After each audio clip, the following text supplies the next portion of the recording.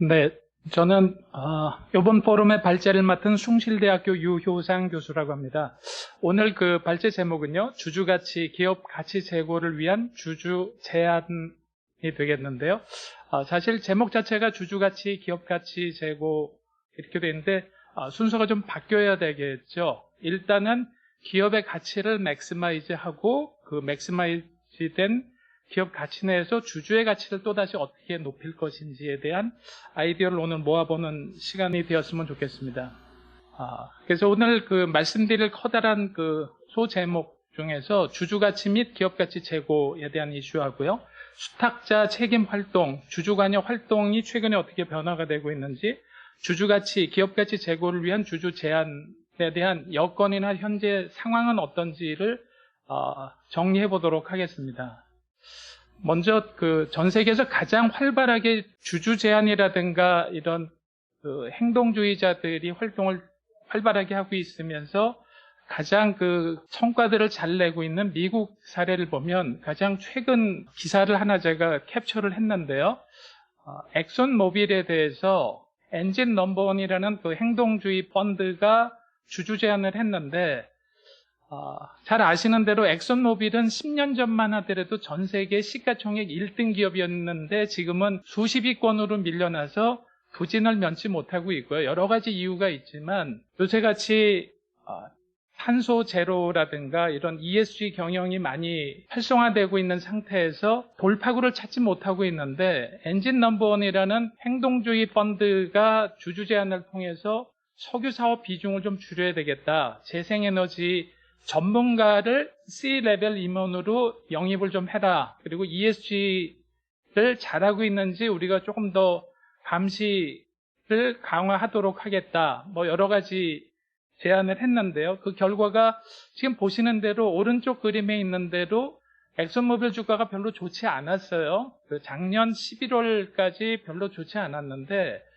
엑슨모빌에서 이런 주주 제안을 한 거가 2020년 12월 9일 날 주주 서한을 발송을 하면서 우리나라는 주주 서한을 발송을 해도 대부분의 기업들이 무시를 하는데 미국은 이런 부분에 대해서는 그 역사도 깊고 상당히 좀 현명하게 판단들을 하는 것 같은데요. 주주 서한이 발송이 되면서 바로 그 엑슨모빌에서 반응이 좀 나왔죠. 그러고 나서 지금 보시는 대로 별도의 특별 사업부를 만들기로 하고요. 그 탄소를 좀 줄일 수 있는 솔루션을 만든다라는 사업부를 만들기로 하고 투자 금액도 구체적으로 30억 달러를 하겠다. 그리고 저쪽에 전문가를 C-레벨 임원으로 최근에 임명을 했습니다. 그래서 이런 일련의 그 조치를 거치면서 3개월 만에 보시는 대로 무려 주가가 거의 30% 가까이 이상 이렇게 오른, 그래서 주주 서한 발송할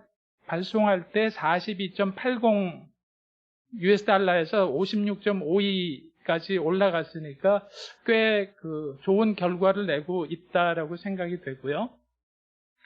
최근 들어서 미국뿐만이 아니라 상당히 행동주의 펀드가 별로 관심이 없고 일본에서 대응도 별로 이렇게 활발하진 않았는데 아베노믹스 이후에 행동주의 펀드들이 일본의 진출을 상당히 활발하게 해가지고요.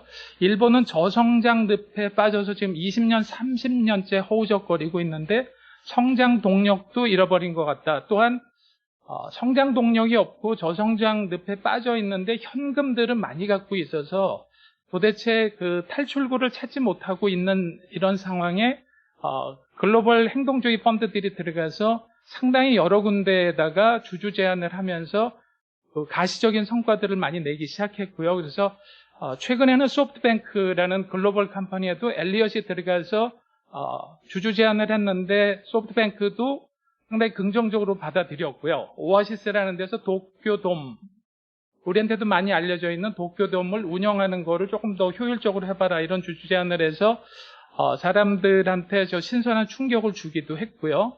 그래서 밑에 그림의 그 사진에 있는 대로 행동주의 펀드가 일본 내에서 평가가 상당히 우호적입니다. 그 예상을 깨고요. 그래서 이들이 주주 친화적인 정책을 편다라는 거를 상당히 바이했다라는 생각이 들고요. 재미있는 것은 최근에 노무라 증권에서 5년간 행동주의 펀드를 분석한 결과 행동주의 펀드가 들어가 있는 기업들이 주주 환원 금액이 평균 3.7배 증가를 한 것으로서 행동주의 펀드가 들어가지 않은 그 주주 환원율은 2.6배에 불과한데 상당히 높은 그 주주들한테 좋은 일이 있었다라는 거고요.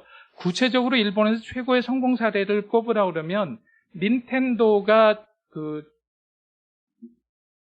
게임 쪽에서 1위 기업이었다가 모바일이 나온 다음에 상당히 좀 침체를 거듭하고 있을 때 행동주의 펀드에서 모바일 게임을 착수를 해라라고 하는 제안을 받아들여서 결과물로 나온 거가 포켓몬고, 그게 신화로 이어져서 닌텐도가 다시 부활하는 이런 그 실적도 거두게 되었고요. 그래서 보시는 대로 최근 들어서는 뭐 기린 맥주에도 인디펜던트 프랜차이즈 파트너스라는 행동주의 펀드가 들어가서 여러 가지 제안을 해서 기린 그 맥주가 성장 늪에 빠져 있는 거를 좀 구해낼 수 있는 제안을 한 이런 게 해외 토픽에 뜬 거가 기사로 캡처가 되어 있습니다. 그래서 일본의 주주행동주의가 우리나라에다 주는 시사점도 꽤 많이 있는데요. 일본이 예상을 깨고 우리나라보다 훨씬 더 많은 이런 그 캠페인 건수를 벌이고 있고요. 작년 2019년만 하더라도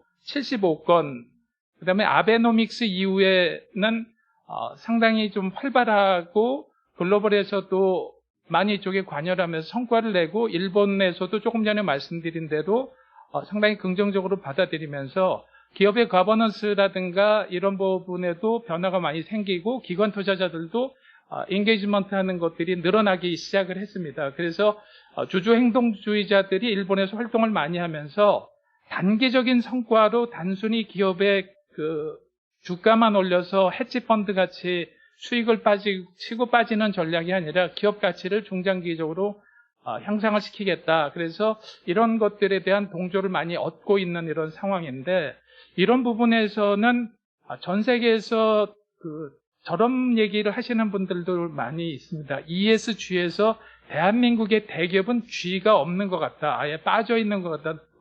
점수를 매기기가 어려울 정도다. 이런 얘기들도 많이 하고 있는데요.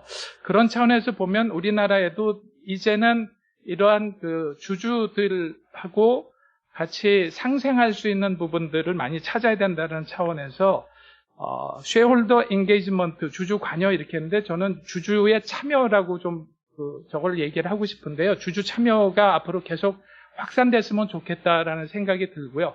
주주의 권리가 무엇인지를 좀 정확하게 이해를 하고 이걸 향상시킬 수 있도록 하는데, 최근 들어서 긍정적인 효과는 동학개미들이 많이 나와서 긍정적으로 앞으로 주주 권리를 찾을 것 같은데, 단지 문제는 뭐냐면 2020년 8월 말에 분석을 해보면 우리나라의 코스피에 투자하고 있는 주주들이 평균 4개월, 4.9개월을 들고 있는 거로 되어 있습니다. 5개월 차이 미만으로 들고 있고, 코스닥은 1.1개월, 그러니까 5개월 미만으로 들고 있고, 코스닥은 1개월 정도밖에 안 갖고 있다 보니까, 이게 전 세계에서 144개국을 조사한 것 중에서, 밑에서 4위입니다. 보유기간이 가장 짧다 보니까, 개인들이 많이 들어와 있긴 하지만, 실제로 주주의 권리를 좀 향상시키는 데는 아직은 문제가 많이 있다. 저거를 반대로 해석하면 동학개미 입장에서 개미들이 들어와서 단기간 내에 치고 빠진다라는 거는 별로 그 회사에 대해서 애정이 없다고 그럴 수도 있고, 아니면 지금까지 보여줬던 실제 대주주들이 주주에 대한 이런 존경심이라 그럴까, 윈윈 하는 정책이 별로 없다 보니까 그런 거에 대한 기대감이 없는 것도 문제라고 생각이 되고요. 최근 들어서는 우리나라에서도 여러 가지 이런 변화가 일어나고 있는데, 이러한 주주 서한을 보낸다든가 주주 제안을 한다든가 이런 것들이 이제 적극적인 전향적인 자세로 발전을 할 거다라고 예상이 되고요.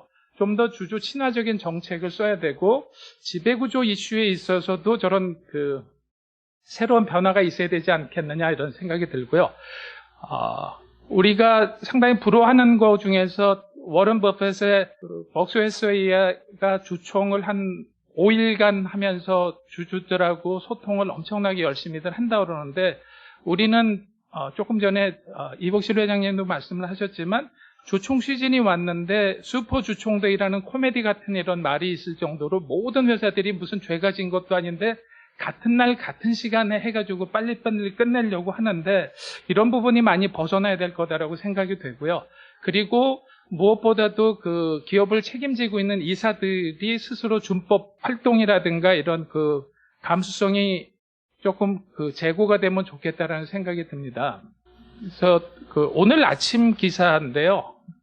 또 주주 제한에 대해서 주주 제한을 법원에서 의미 있게 들어준 이런 사례가 케이프라는 회사의 경영권 분쟁이 생겼는데 나름대로는 과거와 같으면은 이런 부분들이 인용이 안 됐을 것 같은데요. 법원에서 주주 제한에 대해서 구체적으로 받아들인 케이스가 2대 주주가 승리한 케이스가 있어서 참고로 한번 보여드렸고요. 그다음에 최근에 나온 기사들 중에서 몇 가지 관심 있는 것들을 좀 정리를 해봤습니다. 국민연금에서 매년 KB금융에 대해서 주주 제한이 있었는데 이번에는 없다. 여기 무슨 의미로 받아들여야 될지는 모르겠는데요. 하여튼 저런 그다음에 삼자연합에서 한진칼에도 주주 제한을 안 한다. 이런 기사도 떴고요. 그다음에 대신증권에 주주 제한을 한 미국계 행동주의 펀드가 조금 관심이 드는 부분인데 대신증권이 증권사에서 배당이 꽤 높고 잘하는 거로 알려져 있는데 좀 더 해라 이렇게 얘기를 한 SC 펀드멘털이라는 행동주의 펀드가 있는데 저쪽 행동주의 펀드가 한 10년 전인가에 우리나라 들어와서 국보 디자인에 주주 제한을 해서 재미를 좀 보고 국보 디자인이 주가도 한 2배 정도 올라가고 그러면서 본격적으로 국내에다가 펀드를 만들어서 활동을 하면서 꽤 많이 여러 개 성과를 내고 있는 이런 게 되겠는데요. 그래서 요번에 SC가 제안한 거가 대신증권 주총에서 어떻게 그려질지는 한번 관심 있게 봐야 될 대목인 것 같습니다. 그래서 아까 말씀드린 대로 국민연금에서 7개 기업을 좀 지칭을 해서 저기는 좀 적극적으로 주주 제한을 하면 좋겠다라는 말을 작년에 했었는데 안 하기로 최종 결정했다고 해서 조금 실망감도 있고요. 그래서 시간을 끌다가 회의를 하면서 주주 제한을 할 수 있는 법적 시한을 다 놓쳤기 때문에 아무 데도 제한을 안 하는 거로 그리고 한국타이어에서도 형제 간에 뭐 이런 난이라고 비춰지기도 하지만 그런 걸 떠나서 공식적으로 법적 태도를 해서 주주 제한을 했는데 불가피하게 양쪽에서는 주총에서 표 대결이 불가피한 상황으로 되어 있습니다. 주주 제한을 합법적인 범위 내에서 했기 때문에 주총 안건으로 상정될 수밖에 없으니까 저것도 한번 저희가 지켜볼 대목이라고 생각이 되고요. 그래서 주주 가치 및 기업 가치 제고를 위해서 주주 제한이 주주들의 정당한 권리입니다. 그런데 이제 이런 것들을 언론에서는 약간 좀 다루는 이런 각도가 좀 많이 다른데요. 그냥 어젠다 중심으로 팩트를 가지고 보면 좋을 것 같은데 약간 가십거리로 보는 경우도 많이 있고요. 그래서 어젠다 중심으로만 살펴보면 주주들한테 환원하는 주주 리턴이 좀 많아지면 좋겠다. 그 다음에 우리나라 기업이 아까 말씀드린 대로 일본과 같이 현금 내부 유보율이 너무 많은데 돈에 대한 효율성 자체를 좀 극대화시키는 방향으로 조금 성장성, 미래 가치를 높이는 쪽으로 갔으면 좋겠다라는 부분하고 가버넌스 이슈가 아까 말씀드린 대로 가장 큰 문제인데요.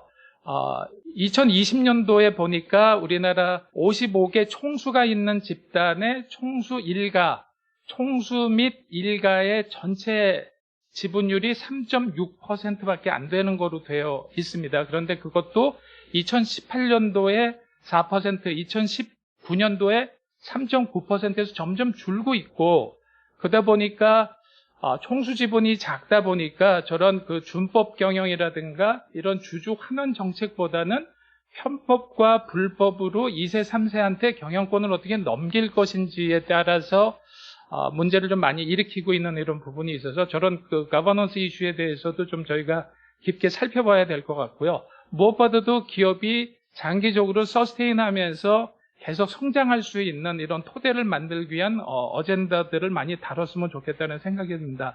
마지막 5번째는 우리나라에만 있는 조금 특수성인데요. 우리는 사회적 수용성이 좀 중요한 이런 거라 어떤 이슈를 잡으면 프레임이 잘못 씌워지면 본질이 호도되는 경우가 있어서 그런 부분에 대해서 조금 고려가 됐으면 좋겠다라는 생각이 들고요.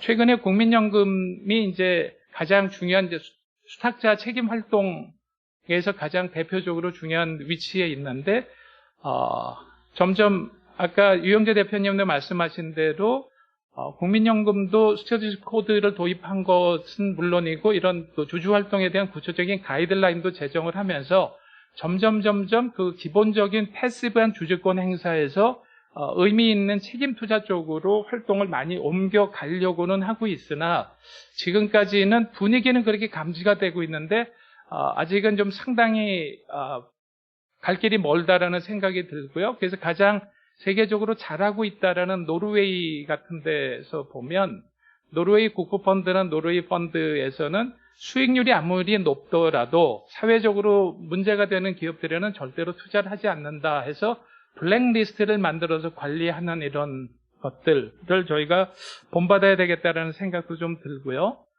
그래서 그 수탁자 책임 활동 강화가 상당히 중요한 얘기가 될 수 있는데 국민연금이라든가 이런 연기금들은 그 수탁자로서 수탁받은 임무를 잘 수행을 해나가야 되는데 가장 중요한 것은 그 펀드나 그 책임 활동 범위 내에서 배당 정책이라든가 그다음에 그 기업을 운영하고 있는 사람들의 임원 보수 한도가 적정하게 되어 있는지 사실은 과도하게 친족 경영을 하면서 보수 한도가 터무니없이 돼 있다든가 조금 그 퀄리티가 많이 떨어지는 사람들을 그 임원으로 받아들여서 하는 경우도 좀 많이 있을 수가 있는데요. 그래서 법령상 위반 우려가 생기는 이런 사례가 아까 말씀드린 대로 가버넌스 이슈 때문에 문제가 되는 기업들에 대해서 좀 구체적으로 좀 적극적으로 행동을 좀 해야 되겠다는 생각도 들고 지속적으로 반대 의결권을 행사해도 그냥 일과성에 그치지 말고 그렇다면 조금 더 적극적으로 나섰으면 좋겠다는 생각이 들고요. ESG 평가를 최근 들어서 저희도 정기적으로 많이 하고 있는데 등급이 뭐 S등급부터 쭉 D등급까지 있지만 등급 결과가 별로 좋지 않으면 적극적으로 그 수탁자들이 저런 책임 활동을 좀 강화시키는 거를 고려해야 된다라는 거를 좀 말씀드릴 수가 있습니다. 그래서 그 과거에 얼마 전에 있었던 일이지만 이런 문제가 생기고 나면 결국은 이 사회의 책임을 물을 수밖에는 없고요. 그래서 최근에 좀 있었던 사례지만 주주 대표 소송을 통해서 쉰들러에서 현대엘리베이터의 이사로 있던 현정은 회장을 비롯한 임원들한테 계열사의 불법으로 보장을 해준 파생금융 상품에 대한 이런 거에 이슈가 생긴 거에 책임을 묻게 한 판결도 얻어낸 경우가 있었는데 저거는 그 소잃고 외양간 고치는 경우밖에는 될 수가 없습니다. 문제가 생겨서 소송을 통해서 기업 이미지도 나빠지고 저거를 배상으로 연결시키려는 과정 저런 거에서 에너지를 뺄 것이 아니라 저런 거가 일어나지 않도록 선행적으로 좀 조치를 취하는 게 좋겠다라는 생각이 들고요. 저희가 이제 곧 3월 말이면 저것들에 대한 결과가 다 나오겠지만 2021년도 주주 제한 여러 이슈가 되는 데들이 있습니다. 산업은행에서 한진칼의 주주 제한을 요번에 했는데 산업은행 입장에서는 좀 여러 가지 문제가 있음에도 불구하고 한진칼의 어떤 주주의 손을 들어줬기 때문에 나름대로는 객관성을 확보하기 위해서 주주 제한을 통해서 대표이사하고 이사회 의장을 확실하게 분리하고 여성 임원들을 좀 참여를 적극적으로 하고 여러 가지를 제안을 했는데 한번 저것도 들여다볼 대목인 거라고 생각이 되고요. 한진에서도 2대 주주가 주주 제안서를 주총에 상정을 해가지고 여러 가지 배당이라든가 이런 이슈를 제안을 하고 있는데 그런 부분들이라든가 아까 말씀드린 대로 한국 타이어 이슈도 있고요. 얼마 전까지 아주 커다란 문제가 됐었던 거는 지금 국내에서 이렇게 크게 다루지는 않았지만 LG 그룹에 대한 계열 분리하는 거에 있어서 미국의 헤지펀드들이 다 반대를 하고 나섰는데 저들이 반대한 이유에 보면 좀 창피하기도 합니다. 친척 간의 재산 정리를 하기 위해서 계열 분리를 한다라는 거는 좀 넌센스 아니냐, 이런 거를 반대한다 이런데, 그거는 좀 창피하게도 우리나라에만 있는 이슈인 거라고 좀 생각이 되고요. 국민연금에서 LG화학의 그 물적분에 대해서 반대 결정을 한 적이 있었는데, 저런 부분들도 좀 살펴봐야 될 것 같고요. 가장 최근에 이슈가 되고 있는 거는 아무래도 그 금호석유화학의 박철한 상무가 주주 제안을 했는데, 이게 좀 그 이슈가 좀 되고 있는 것 같습니다. 그 글로벌 스탠다드에 맞춰서 적절하게 제안을 하고 있어서 신선한 충격을 주고 있는데요. 그래서 이걸 한번 잠깐 제가 살펴봤습니다. 한번 띄워봐 주시겠어요?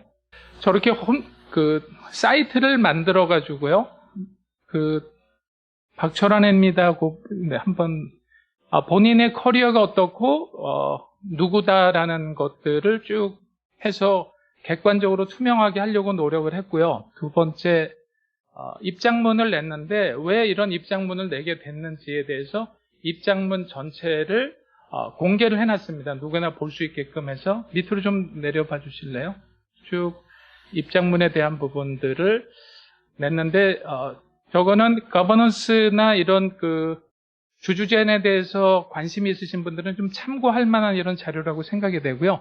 다음 걸 한번 봐주시면, 이제 왜 이런 주주 제안을 통해서 무엇을 어떻게 얻고자 하는지 하는 내용들까지 상세하게 컨텐츠를 만들어 놓고 있어서, 저게 조금 우리가 감정적인 대응이 아니라 조금 논리적으로 좀 체계적인 저런 제안을 통해서 조금 우리도 주주 제안이라든가 이런 가버넌스 이슈에 대해서 대응하는 태도를 좀 선진화시킬 필요가 있다고 생각이 돼서, 제가 저 자료를 보니까 상당히 객관적으로 분석을 해서 잘 제시를 하고 있는데요. 물론 이제 언론에서는 저게 사촌 간의 싸움이다라고 비춰지기도 하고 삼촌 간의 싸움이다 이런 것도 비춰지기도 하지만 꽤 의미가 있는 그 내용이라고 생각이 돼서 관심이 있으신 분들은 좀 들어가서 참고를 하시면 좋겠습니다.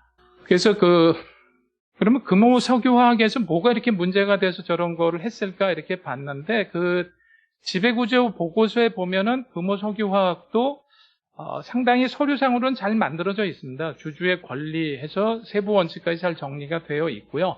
주주를 공평한 대우를 해야 된다. 이사회 기능도 어떻게 된다라고 서류상으로는 되어 있는데, 저게 이제 실제로는 잘 지켜져 있지 않아서 이 법원에다가 가처분 신청을 내고 그래서 인용이 된 부분도 있고, 이번에 금호석유화학이 주주총회가 어떻게 결말이 날지가 상당히 기대되는 부분이고요. 이러한 그 좀 선진화된 체계적인 이런 주주 제안이 어떤 방향으로 제시가 돼야 되는지를 보여주고 있는데, 물론 결과는 예단할 수 없지만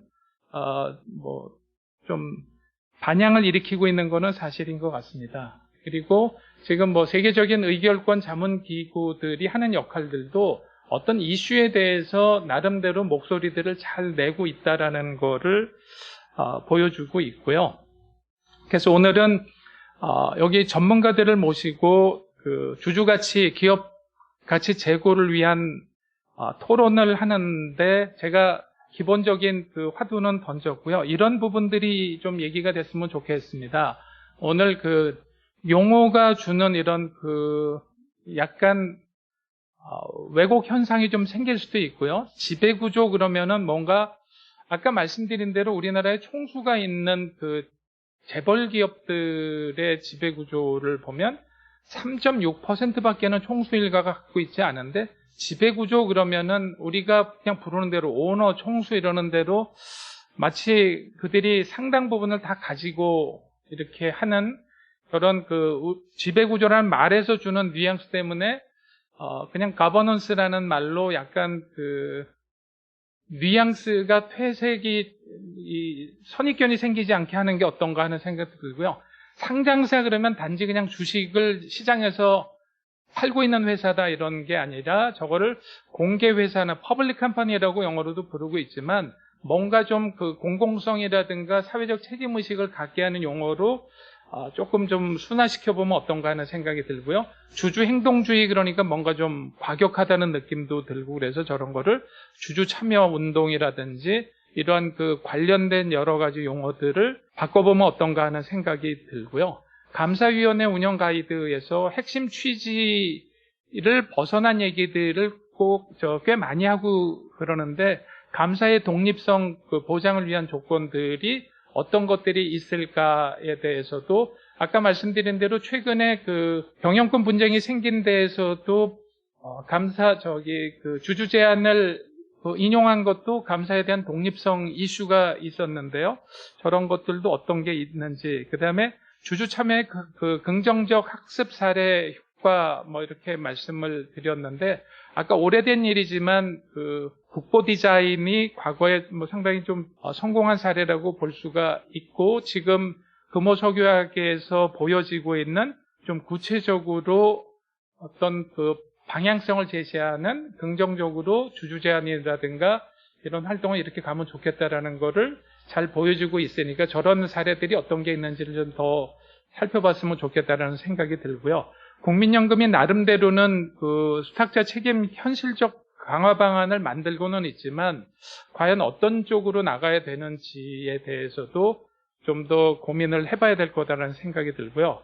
프락시라든가 ESG에 대한 평가, 아까 말씀드린 대로 노르웨이라든가 다른 나라에서는 이런 그 ESG에 대한 거를 통해서 블랙리스트도 만들고 여러 가지 방향성을 가지고 있는데 우리는 그런 차원에서 그냥 눈 가리고 아웅 하는 그런 그린 워시 같은 것들은 어떻게 찾아내서 감시를 할 것인지 그런 부분들도 조금 얘기가 됐으면 좋겠고요. 계속 문제가 되고 있는 이사회 운영에 대한 그 개선 방안입니다. 그냥 거수기로 전락한 사회이사들도 있고 이사회를 어떻게 해야 되는지 그리고 끊임없이 얘기 나오는 슈퍼 주총대회라는 이러한 코미디 같은 일이 좀 없어지려면 어떤 게 있을 건지 그 다음에 주변에서 이러한 분위기를 만들기 위해서 여기 계신 전문가분들이나 다른 다양한 분야에서 활동하시는 분들이 어떤 역할을 통해서 이러한 긍정적인 그 방향을 이끌어내는 데 도움이 될 것인지를 가지고 지금 불확실성도 커지고 코로나나 이런 위기 때문에 상당히 어려운 상황인데요. 이런 때일수록 훨씬 더 투명하게 장기적인 그 서스테이너빌리티도 중요하고 이러기 때문에 소수의 어떤 사익 편취가 아닌 기업이 장기적으로 성장할 수 있는 아이디어를 내고 힘을 맞댈 수 있게끔 하는 상황에서 볼 때 오늘과 같은 세미나가 의미가 있다고 생각이 되고요. 오늘 참석하신 전문가분들께서 좋은 의견으로 방향을 제시해 주셨으면 감사하겠습니다. 제 발제는 여기서 마치겠습니다. 감사합니다.